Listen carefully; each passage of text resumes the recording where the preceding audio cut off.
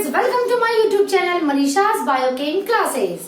Last video में मैंने आप लोगों को कुछ होमवर्क दिया था और वो होमवर्क था आप लोगों को याद करना था valencies of some polyatomic ions. मैंने एक पेज आप लोगों को दिखाया था जिसमें बहुत सारे पॉलीएटॉमिक आयंस के वैलेंसीज लिखी हुई थी और ये सारे नोट्स मेरे वीडियो पार्ट 3 में अपलोडेड रहेंगे मेरे डिस्क्रिप्शन बॉक्स में। ये मैं बार बार रिपीट कर रही हूँ, आप उसे उतार लीजिएगा अपने नोटबुक में एंड उसे लर्न कर लीजिएगा।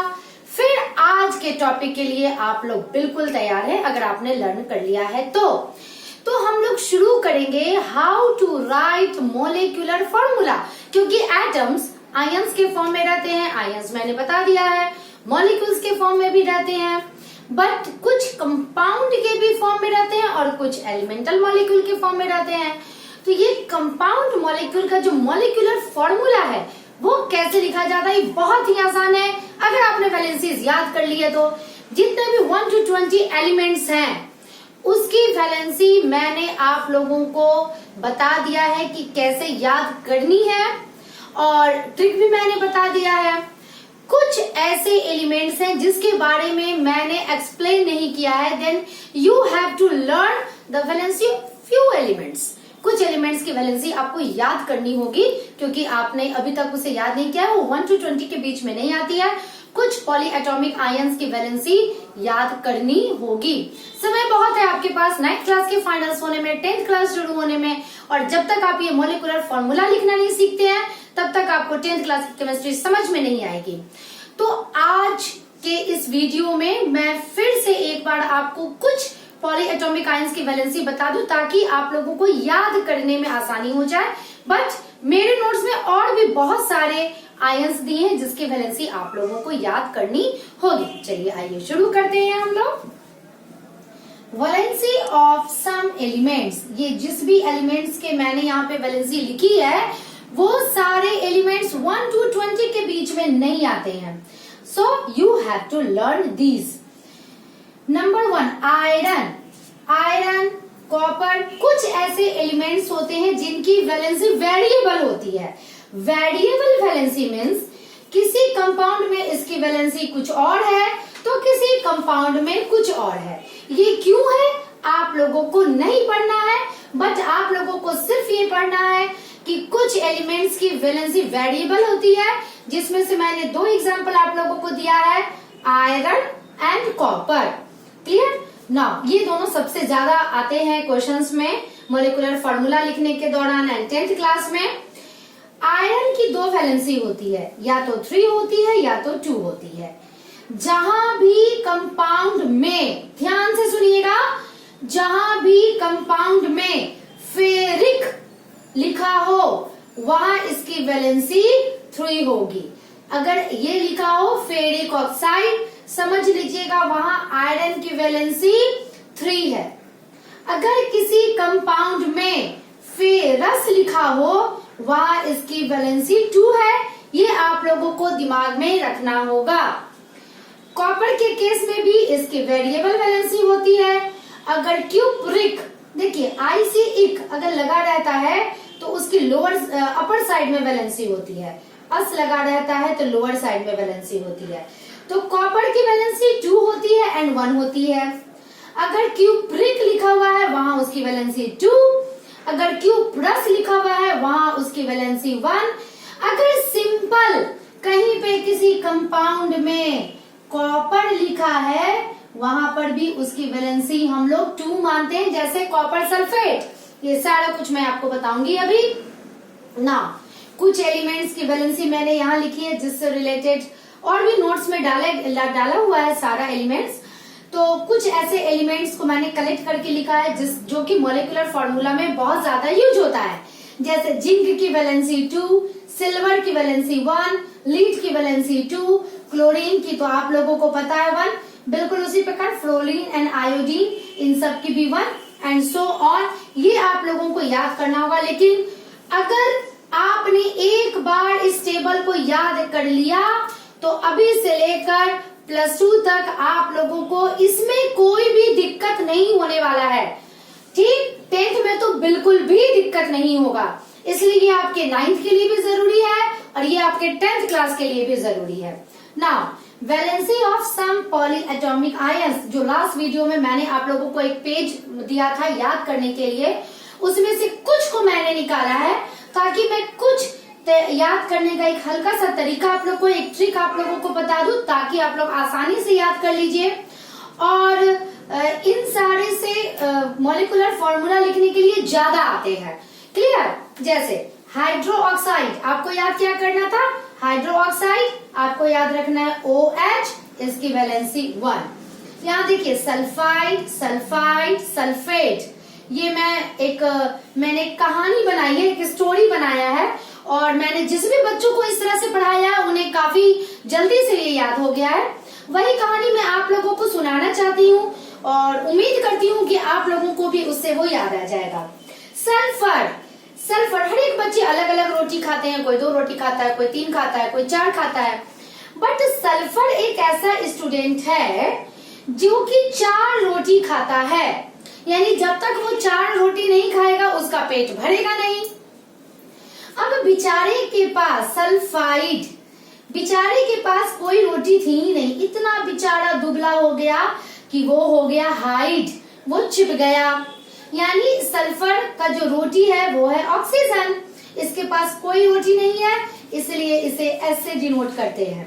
और सल्फर, सल्फर, सल्फर जहां रहेगा वहां उसकी वैलेंसी है 2, ये आप पहले याद कर लीजिए। सल्फाइड यानी सल्फर को जब रोटी नहीं मिली वो बेचारा हाइड हो गया और इस वजह से सिर्फ एस, इसकी वैलेंसी 2।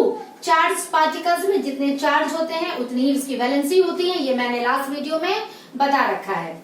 उसके बाद उसने फाइट किया, मम्मी के साथ फाइट किया कि नहीं मम्मा मुझे रोटी खाने के लिए दो, तब उसकी मम्मी ने 3 रोटी दिया।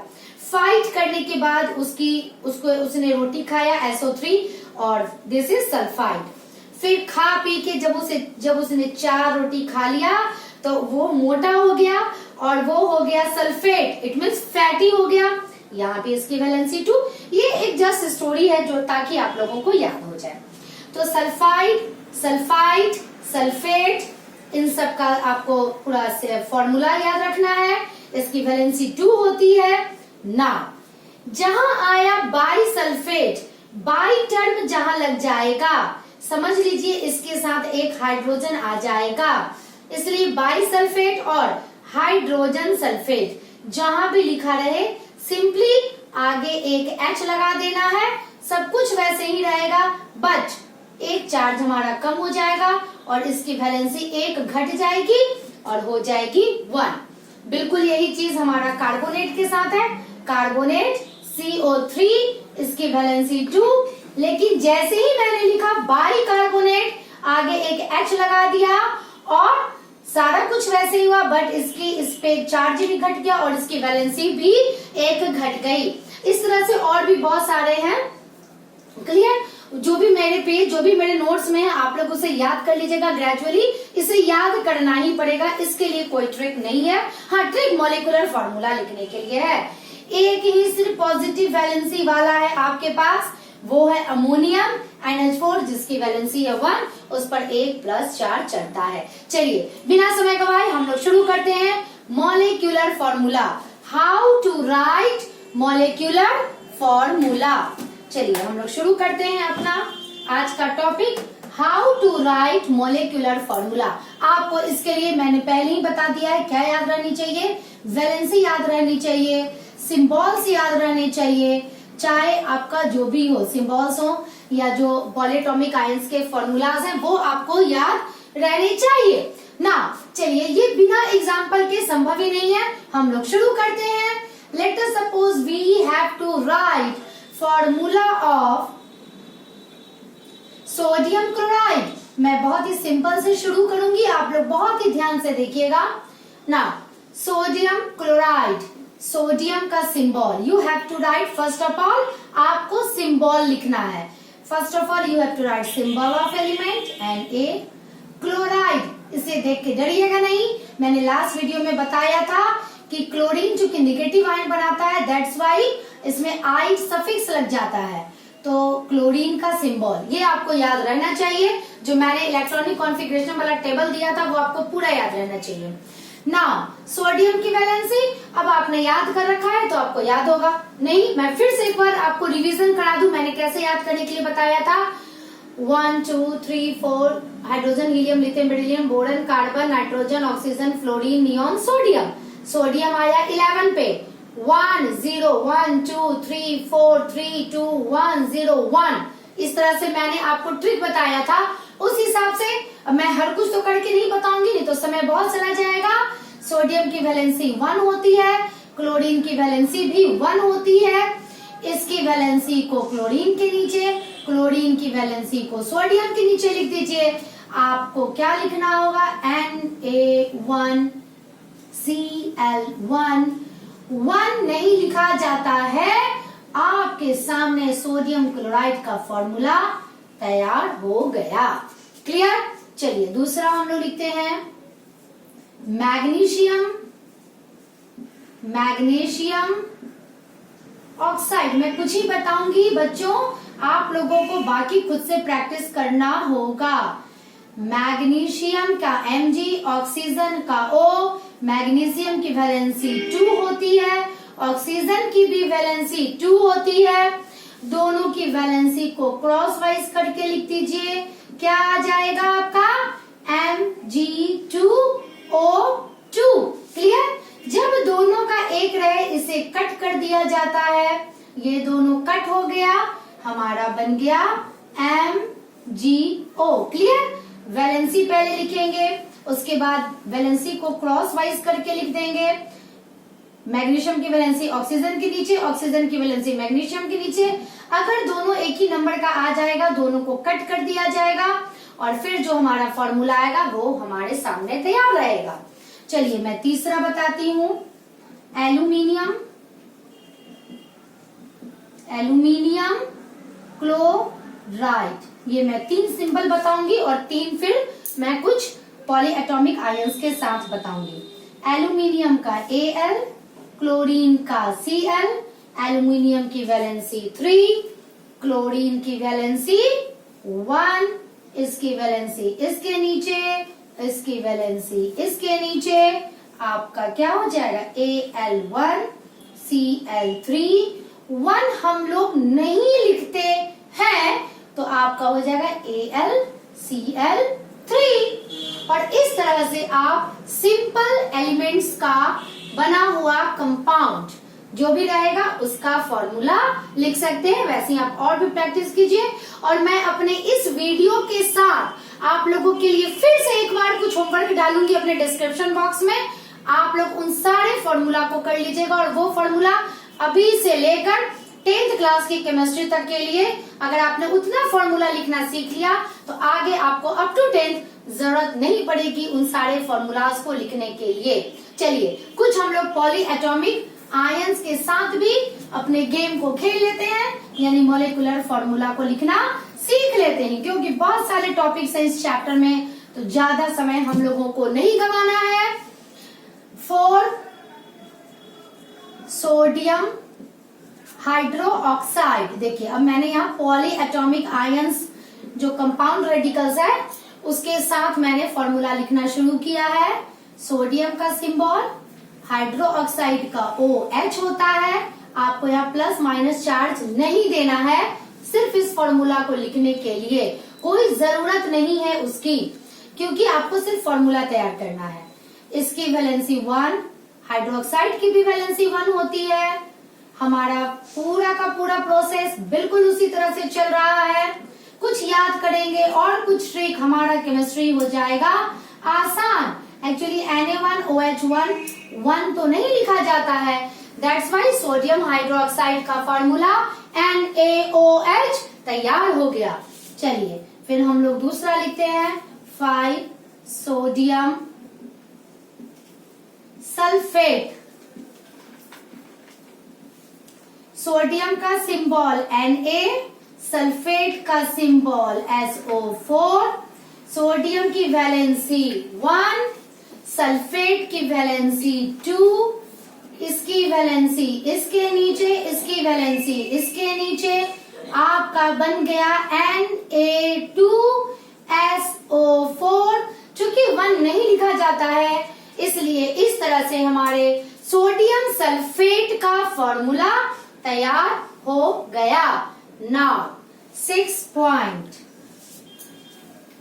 एल्यूमिनियम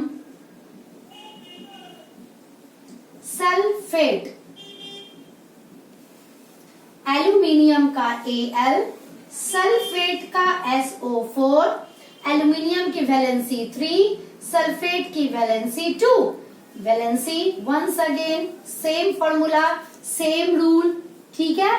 अब बच्चों क्या करोगे तुम लोग, Al2SO4 यहां लिख देंगे 3। No, this is wrong. ये तो हो गया 43। अब यहाँ पर मैं एक बात बताना चाहूंगी, ध्यान से सुनना।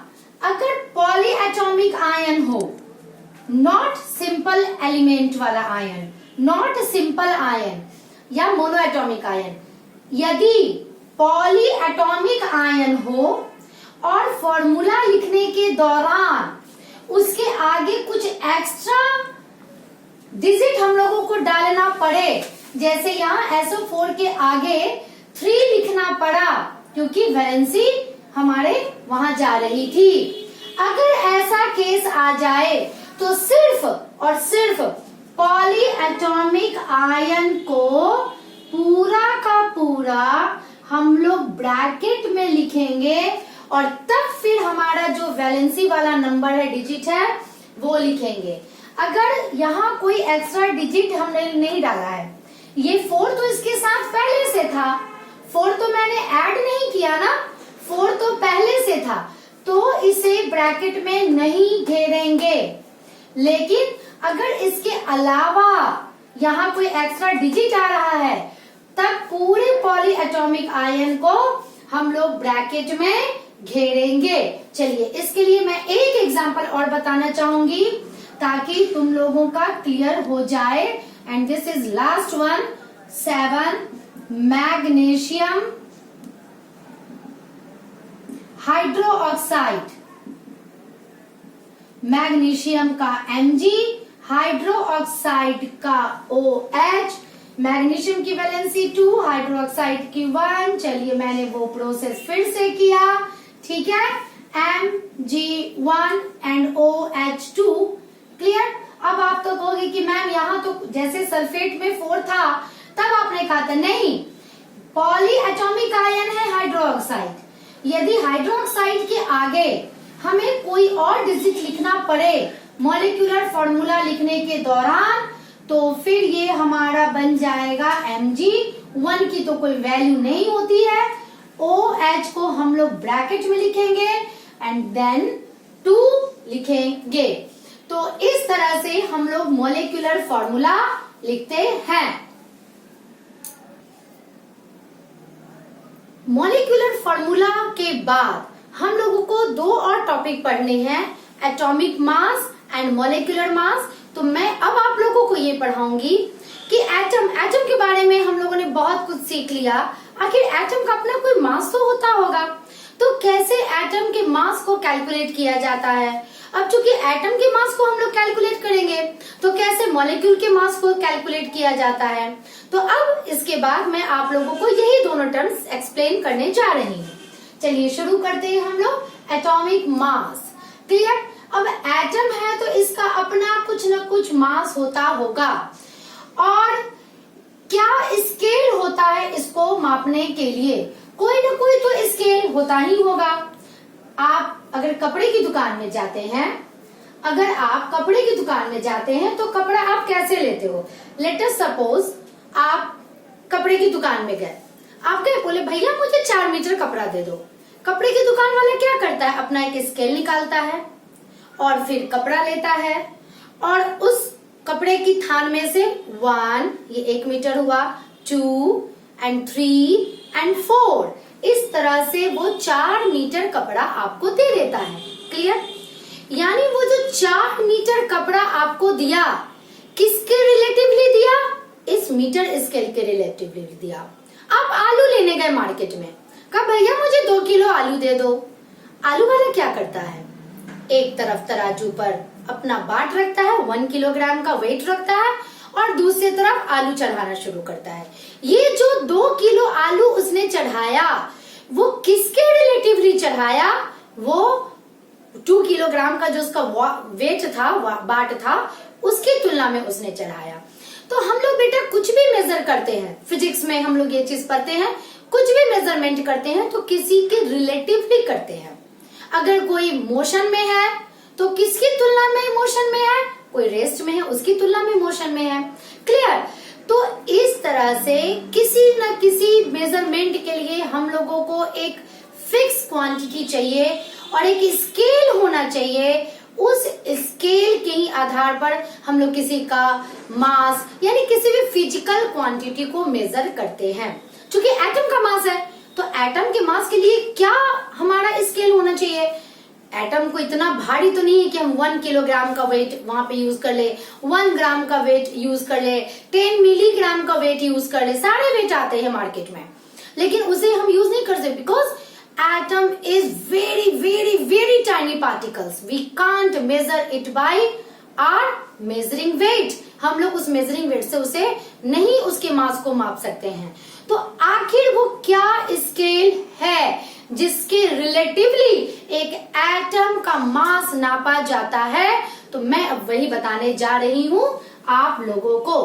Atomic mass. तो एटॉमिक मास में सबसे पहला पॉइंट तो हमें इसके लिए स्केल पढ़ना होगा, यानी कि जिसकी तुलना में हम किसी भी एटम का मास निकालते हैं, और इसी स्केल का नाम है एटॉमिक मास यूनिट, जिसे शॉर्ट फॉर्म में हम लोग AMU कहते हैं, और इसे और भी शॉर्ट फॉर्म में रिप्रेजेंट किया जाता है सिंपली U से।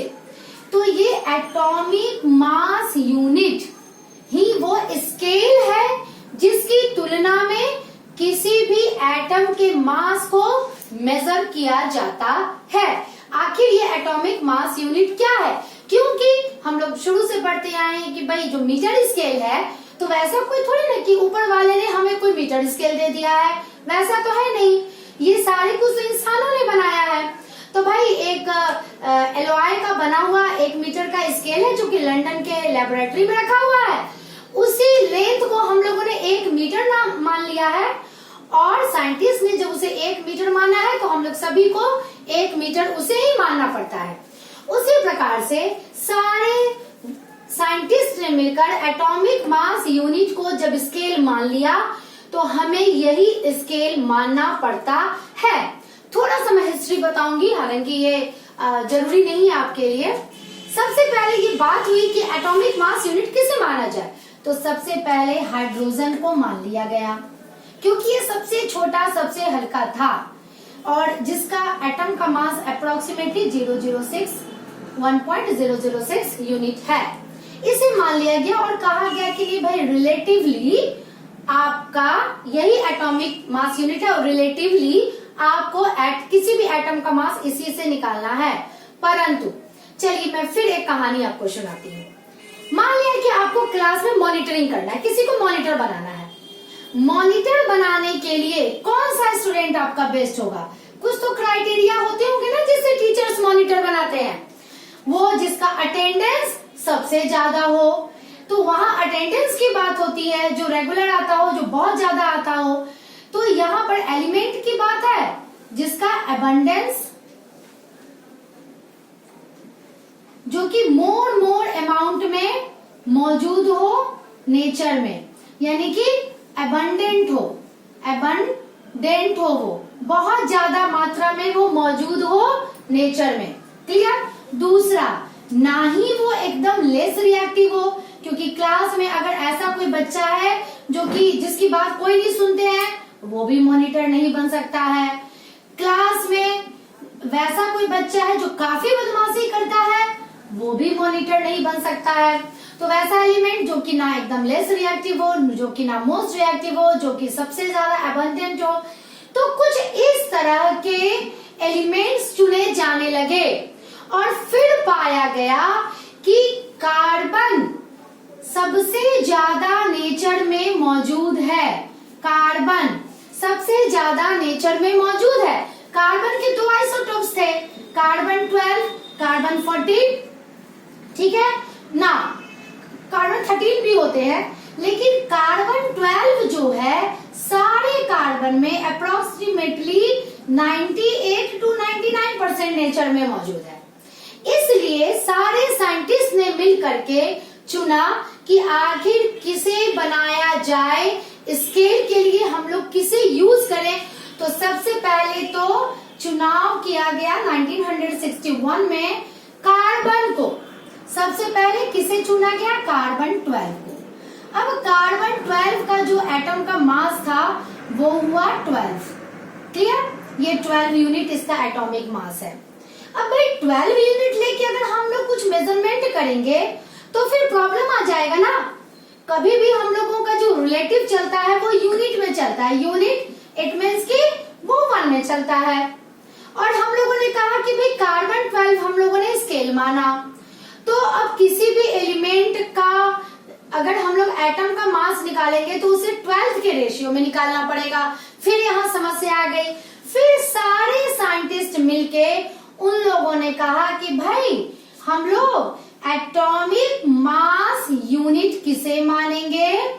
1/12 ऑफ कार्बन 12 एटम। अब देखिए कार्बन 12 एटम का मास 12, इसका 1/12, दोनों को काटा, आ गया ना 1 unit.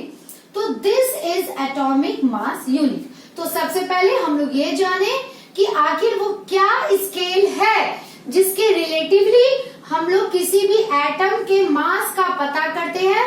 It is atomic mass unit. And what is it? Atomic mass unit is equal to 1/12 of mass of carbon 12 atom.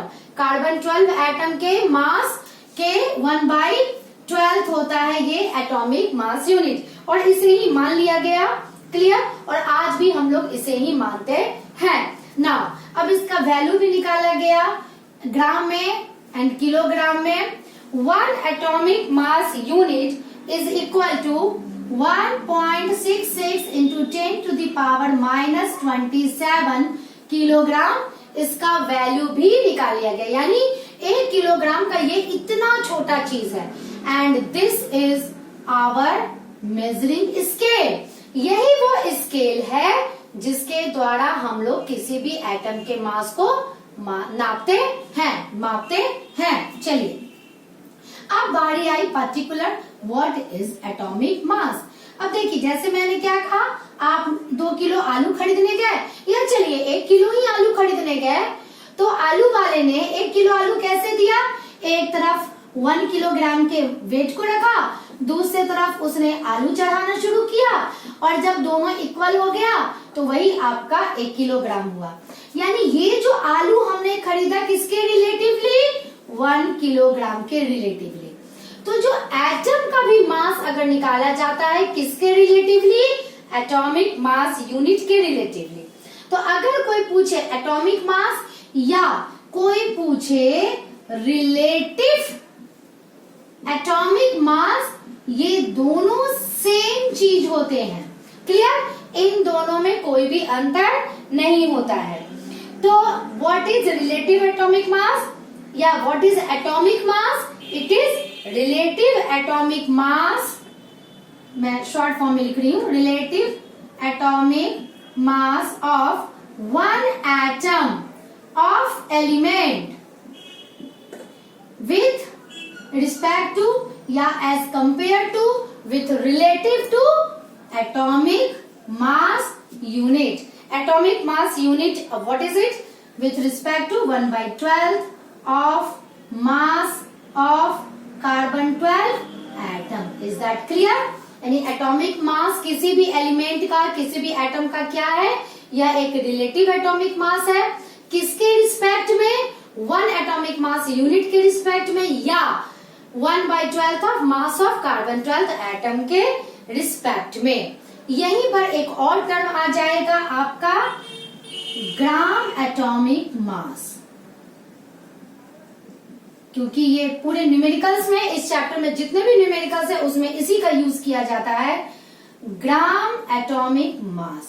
It is nothing, simply आप समझ लीजिए, किसी भी एटम के एटॉमिक मास को अगर ग्राम में रिप्रेजेंट कर दिया जाए, क्लियर, जैसे लेट अस सपोज, अभी मैं आप लोगों को टेबल भी दूंगी, हाइड्रोजन का एटॉमिक मास होता है 1 यूनिट, ठीक है, this represent atomic mass unit. अगर इसे ग्राम में रिप्रेजेंट कर दिया जाए 1 gram, clear, this is gram atomic mass. Simple language में आप ये समझिए, when atomic mass of an atom is represented in gram, then it is gram atomic mass. It is amount of substance whose mass in gram is numerically equal to 1 atomic mass or its atomic mass. तो hydrogen का atomic mass 1 होता है, इसे gram में represent कर दिया गया, this is gram atomic मास। और जो भी हम लोग न्यूमेरिकल्स बनाएंगे वो सारा का सारा होगा ग्राम एटॉमिक मास में ही। तो कुछ एलिमेंट्स का एटॉमिक मास मैं दे रही हूँ, और डोंट वरी, जब भी एग्जाम्स में या क्वेश्चन पेपर पे जो क्वेश्चंस आते हैं उसमें एटॉमिक मास, एटॉमिक नंबर आपको याद करना है, बट एटॉमिक मास आपको याद नहीं रखना है। हाँ, ये अलग बात है कि न्यूमेरिकल्स बनाते बनाते स्टूडेंट्स को एटॉमिक मास याद हो जाते हैं, तो मैं कुछ एटॉमिक मास दे रही हूं, आप लोग उसे नोट डाउन कर लीजिएगा, clear. Here is element and this is atomic mass, atomic mass, hydrogen, oxygen, chlorine, sulphur, ये जो मैं उन सारे एलिमेंट्स का दे रही हूँ जो जनरल है, नाइट्रोजन, हाइड्रोजन का 1, ऑक्सीजन का 16, क्लोरीन का 35.5, मैं ये भी बताऊंगी कि क्यों है ऐसा, सल्फर का 32, नाइट्रोजन का 14। जैसे मुझे याद हो गया है, आप लोगों को भी न्यूमेरिकल्स बनाते बनाते ये सारे याद हो जाएंगे। Once again, there element, here atomic mass, ये नोट्स में नहीं दिया हुआ है तो आप लोग इसे नोट डाउन कर लीजिएगा वीडियो देखते देखते, ठीक है। मैग्नीशियम का 24, एल्यूमिनियम का 27, ठीक है, और पोटेशियम, आयरन, पोटेशियम का 39, आयरन का 56 एंड कॉपर का 63.5। अप्रोक्सीमेटली इतने हैं जिनका एटॉमिक मास जनरल बच्चों को याद हो जाता है बनाते बनाते, क्लियर। इसमें कुछ के फ्रैक्शंस भी हैं, लेकिन एक अप्रोक्सीमेट लेकर के हम लोग न्यूमेरिकल्स में बनाते हैं। नाउ यहाँ पे प्रश्न उठता है कि भाई क्लोरीन का एटॉमिक मास फ्रैक्शन में क्यों है, या कॉपर का एटॉमिक मास फ्रैक्शन में क्यों है। हाँ, कार्बन का एटॉमिक मास 12 था। जैसे ही मैं बात करती हूँ क्लोरीन या कॉपर की, चलिए, तो isotopes, atomic mass of isotopes, atomic mass of isotopes, अभी मैं जो भी चीज पढ़ा रही हूँ आप लोग अपनी कॉपी में से नोट डाउन कर लीजिएगा। ये मैंने अपने नोट्स में नहीं दिया है, जानबूझकर नहीं दिया है, ताकि कभी तो कुछ वीडियो देखते समय लिखा करो। एटॉमिक मास ऑफ आइसोटोप्स अगर बात की जाए तो वो अक्सर फ्रैक्शन में आते हैं। तो यहाँ प्रश्न उठना है कि भाई कार्बन के भी तो आइसोटोप्स होते हैं, तो इसके फ्रैक्शन में क्यों नहीं, क्योंकि कार्बन 12 की मात्रा 98 to 99% होती है नेचर में, इसलिए उसे थोड़ा सा नेग्लेक्ट किया जाता है।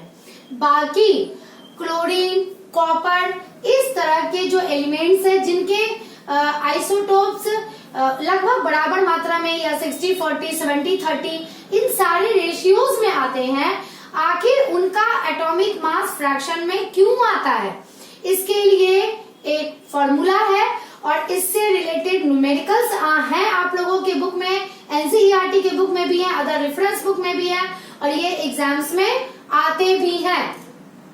अब ये क्वेश्चन क्या है, मैं क्वेश्चन के ही आधार पर बताऊंगी। अगर आपको एटॉमिक मास ऑफ ऐसे एलिमेंट्स का निकालना है जिसके आइसोटोप्स होते हैं, तो उसमें निकाला जाता है average atomic mass of isotopes. अब कुछ के कुछ तो परसेंट होते ही होंगे, क्लियर। तो इसका फॉर्मूला है mass number into percentage by 100, मैं बता के भी बताऊंगी, by mass number of second isotope, जो भी हमारा सेकंड आइसोटोप्स है।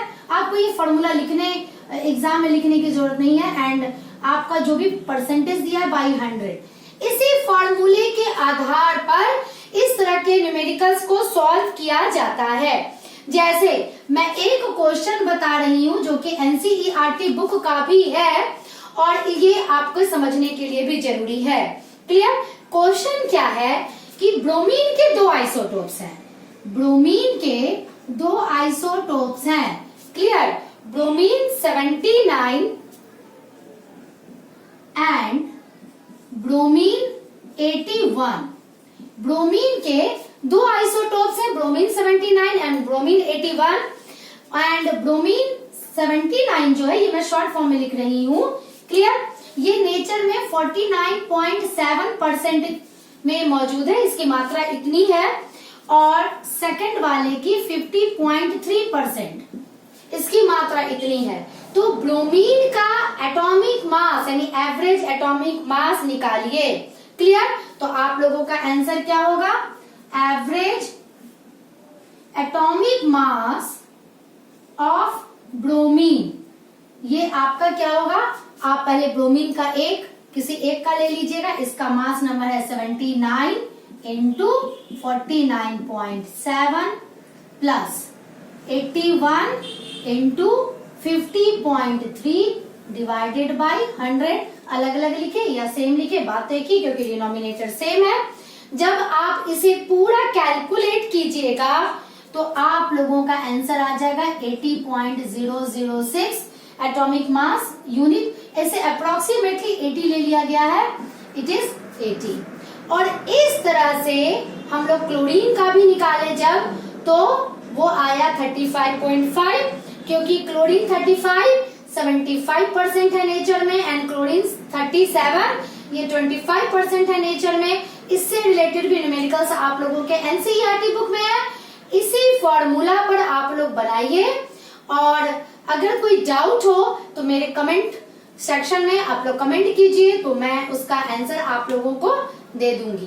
तो ये जो अभी है, आप लोग वीडियो को पॉज करके इसे जरूर लिख लीजिएगा, क्योंकि मेरे नोट्स में ये नहीं मिलने वाला है, क्लियर। इसलिए मैं थोड़ा धीरे से इसमें बोल रही थी ताकि आप लोग पॉज करके इसे लिख सकिए, क्लियर। आप लोगों को क्लियर दिख रहा होगा।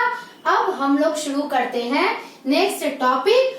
एंड जिस तरह से एटम का मास था, नेचुरली जब हम लोगों ने मॉलिक्यूल्स पढ़ा है, तो भाई मॉलिक्यूल का भी तो कोई मास होता होगा ना, क्लियर। तो अब हम लोग पढ़ेंगे मॉलिक्यूल का मास, क्योंकि हम लोगों ने मॉलिक्यूलर फॉर्मूला निकालना सीख लिया है, क्लियर। अब आप लोगों ने नोट कर लिया होगा इतने देर में ना। नेक्स्ट टॉपिक हमारा मॉलिक्यूलर मास। जिस तरह से एटम के मास का स्केल था एटॉमिक मास यूनिट, उसी प्रकार से मॉलिक्यूल के मास को भी मेजरमेंट करने के लिए जो हमारा स्केल है, मॉलिक्यूलर मास या मोलर मास, दोनों सेम होते हैं, आप लोग कंफ्यूज नहीं होइएगा, क्लियर। तो इसके लिए भी स्केल हमारा एटॉमिक मास यूनिट ही है, सेम है, क्लियर। अब हम 1 किलो आलू ले या 1 किलो पत्थर ले, ठीक है, स्टोन आप लीजिए 1 किलो या आलू लीजिए 1 किलो, आपका मेजरमेंट हमेशा 1 किलो का वाट ही तो होगा, 1 किलो का वेट ही तो होगा, क्लियर ना। तो उसी तरह से आप एटम का मास मेजर कीजिए या मॉलिक्यूलर मास मेजर कीजिए, आपका स्केल हमेशा वही है, atomic mass unit, which is equal to 1/12 of mass of carbon 12 atom, clear, it is same thing ना। तो अगर मॉलिक्यूलर मास को डिफाइन किया जाए तो क्या होगा, it is relative mass relative mass of a molecule with respect to या relative to atomic mass unit, यानी 1/12 of mass of carbon 12 atom. ये हमारा सेम होगा ना. अब इसी से रिलेटेड हमारा ग्राम मोलेक्यूलर मास, ये भी बिल्कुल आसान है. ग्राम मोलेक्यूलर मास, जब किसी मॉलिक्यूल का मास को हम लोग रिप्रेजेंट करते हैं ग्राम में, then it is gram molecular mass. It means it is amount of substance whose mass in gram is numerically equal to molecular mass. यानी उस मॉलिक्यूलर का इतना वजन ग्राम में जो कि उसके मॉलिक्यूलर मास के जितना ही उसका मास आ जाए. सिंपल लैंग्वेज, वो डेफिनेशन था. सिंपल लैंग्वेज, अगर ग्राम मॉलिक्यूलर मास को रिप्रेजेंट किया जाता है, इसके मॉलिक्यूलर मास को रिप्रेजेंट किया जाएगा अगर ग्राम में, वो हो जाएगा ग्राम मॉलिक्यूलर मास. अब हम लोग इसका कैलकुलेशन पढ़ेंगे and it is very simple. Calculation of molecular mass. Calculation of molecular mass. Clear? कैसे कैलकुलेट करते हैं ये मैं 2-3 एग्जांपल्स दूंगी और उसी एग्जांपल्स के आधार पर मैं आप लोग बहुत सारे किसी भी मॉलिक्यूल्स का मास निकालना सीख जाइएगा. पहला एग्जांपल, अगर कहा जाए calculate the molecular mass of water यानी H2O. अब तो आप लोग मॉलिक्यूलर फॉर्मूला लिखना सीख ही गए हैं ना. इसके लिए आपको लिखना क्या है, हाइड्रोजन के कितने एटम हैं? 2. हाइड्रोजन का एटॉमिक मास कितना होता है, ये क्वेश्चन में लिखा रहेगा. क्लियर? मैं यहाँ लिख देती हूँ ताकि आप लोगों को दिक्कत ना हो. 1 ऑक्सीजन के हो जाएंगे 16. क्लियर? जैसे जैसे आएंगे मैं यहाँ लिखती जाऊंगी ना. अब हाइड्रोजन के 2 एटम हैं और एक एटम का मास 1, तो यहाँ पे हम लोग लिखेंगे 2 into 1. क्लियर? अब 2 अलग अलग एलिमेंट को आपस में ऐड करेंगे. ऑक्सीजन के कितने हैं? 16. जब इसे कैलकुलेट कीजिएगा तो आएगा 18. This is 18 unit, 18 atomic mass unit. Clear? ना अगर इसी का मैं कह दूं ग्राम molar mass of water, very simple, 18 ग्राम. है ना आसान? आपने मॉलिक्यूलर मास निकाल दिया, उसे आपने जब ग्राम में रिप्रेजेंट कर दिया, this is gram molecular mass. चलिए मैं दूसरा एग्जांपल बता रही हूँ क्योंकि सारे एक जैसे ही हैं. H2SO4, सल्फर का एटॉमिक मास होता है 32 यूनिट, एटॉमिक मास यूनिट. अब आप कैसे कीजिएगा, हाइड्रोजन के कितने एटम है? 2. क्लियर? सल्फर एक ही एटम है ना, तो चलिए सल्फर सिर्फ 32. अब 32 into 1 लिखिए या 32 लिखिए. अब आप इतने बड़े हो चुके हैं कि आपको समझ में आ जाएगी. नाउ ऑक्सीजन के कितने एटम है? 4 into ऑक्सीजन के एक एटम का मास 16. जब आप लोग इसे पूरा सॉल्व कीजिएगा, कैलकुलेट कीजिएगा, तो ये आएगा 98 एटॉमिक मास यूनिट. चलिए मैं थर्ड एंड लास्ट आप लोगों को बता रही हूं, एल्यूमिनियम सल्फेट. क्लियर?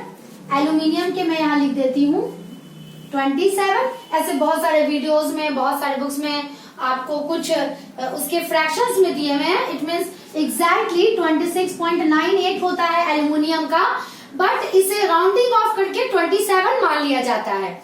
ठीक है? और आपके क्वेश्चन पेपर में एटॉमिक मास जो भी दिए रहेंगे उसी के आधार पे आप सॉल्व कीजिएगा.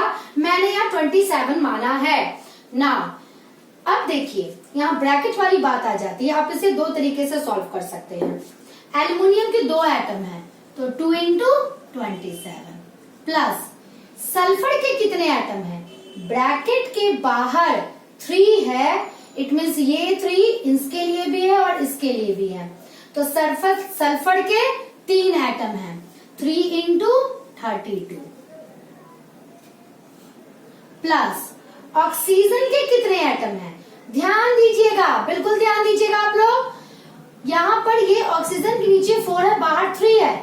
ये दोनों मल्टीप्लाई हो जाएंगे, 4 3 12, तो यहाँ पर 12 into atomic mass of oxygen. और जब आप इसे पूरा सॉल्व कीजिएगा तो आंसर आएगा 342 एटॉमिक मास यूनिट। चलिए, ये तो एक तरीका था। दूसरा, आप कोई भी तरीका यूज कर सकते हैं, 2 इंटू 27 प्लस, क्लियर, ब्रैकेट में आप लोग सल्फेट का अपना निकाल लीजिए, 32 प्लस 4 इंटू 16 इंटू 3। बात तो हमारा सेम है, हम लोगों ने अपना ये, आप लोगों का कैलकुलेशन तो है आसान, ये सारा बस आपको कैलकुलेट करना है, 342 यूनिट। और इस तरह से आप मॉलिक्यूलर फॉर्मूला का मॉलिक्यूलर मास निकाल सकते हैं। तो ये जो मैंने अभी लिखा कैलकुलेशन ऑफ मॉलिक्यूलर मास, ये सिर्फ एग्जांपल्स था। आइदर आप इसे नोट कीजिए, ये भी नोट्स में नहीं दिया हुआ है क्योंकि ये तो क्वेश्चंस है, इसका कोई ना डेफिनेशन है ना इसके कोई स्टेप्स आते हैं एग्जाम में लिखने के लिए।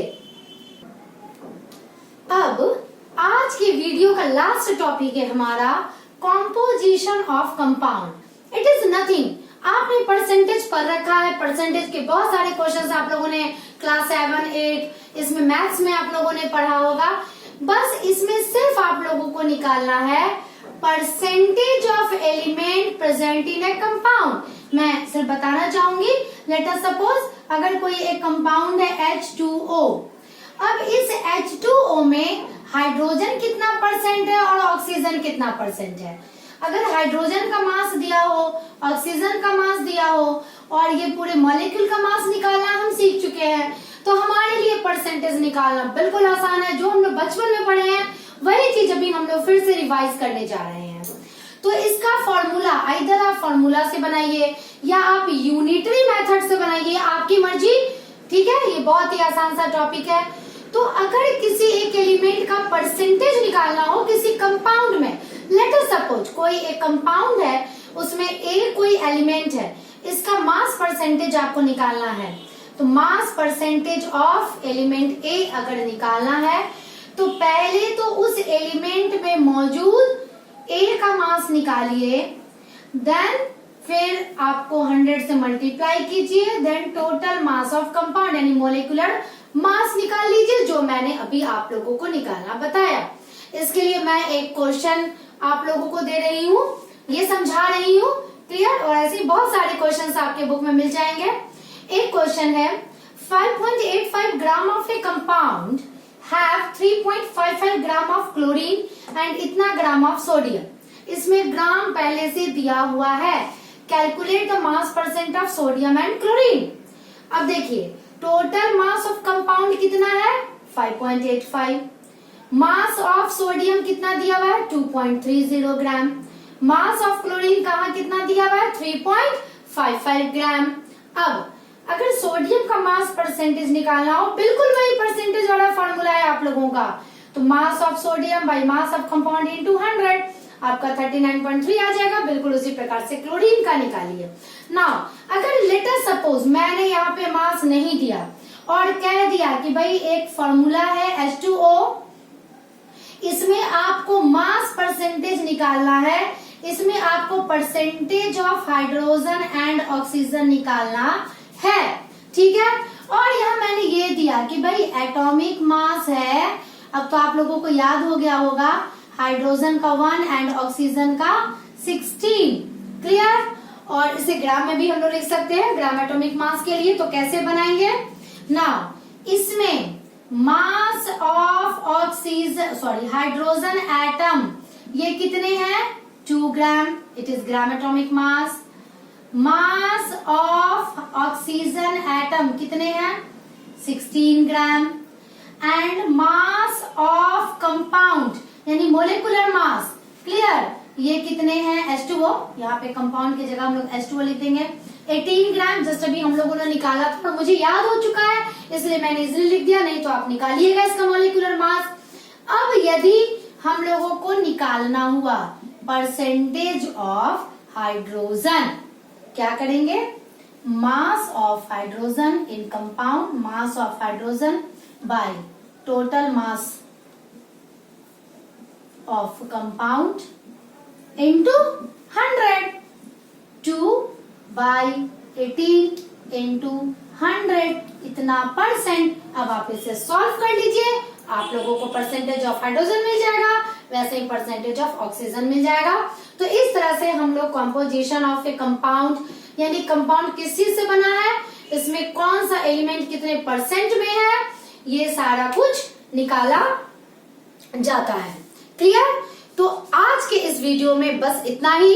नेक्स्ट वीडियो में मैं बेसिकली लॉज लेके आऊंगी, कुछ साइंटिस्ट के द्वारा हुआ लॉज मैं पढ़ाऊंगी, और वो उस लॉज के से रिलेटेड जो क्वेश्चंस पूछे जाते हैं वो भी मैं बताऊंगी। तो नेक्स्ट वीडियो में मिलने से पहले बाय।